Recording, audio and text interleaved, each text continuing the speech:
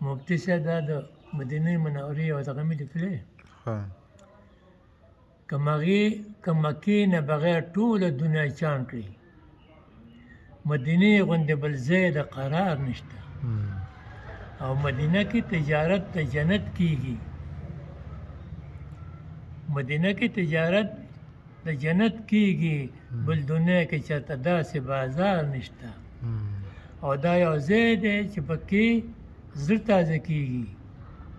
په بل ځای کې دا بهار او ګلزار نشته بېشکه او د الله د مینې جوړ دا شین ګنبد دی د الله د مینې جوړ دا شین ګنبد دی نور هم وو د هغو داسې مزار نشته پیغمبران یادوم ټول نور هم داسې تېر شوي دي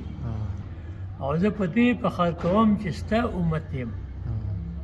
چې بل څوک د شفاعت ذمهوار نشته او ستا د زلفو په ها تار غزل پکار دی ستا د زلفو په ها تار غزل پکار دی خو حضرت سره د علم اوزار نشته ماشاءالله